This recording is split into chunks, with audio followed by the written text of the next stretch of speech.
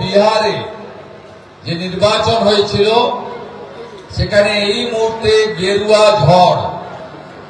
আমরা আমাদের সরকার গঠনের জন্য দরকার ছিল 122টা আসন। আমরা মোদীজি এবং নীতিশ কুমারজির নেতৃত্বে এই মুহূর্তে এগিয়ে আছি 190টা আসনের কাছাকাছি। ব্যাপক ব্যাপক ব্যাপক গেরুয়া ঝড়। बिहार का जीत हमारी है, आप बंगाल का बारी है। বিহারেও এসআইআর এর পরে ভোট হয়েছে, এখানেও এসআইআর এর পরে শুদ্ধ পবিত্র ভোটার তালিকায় ভোট হবে।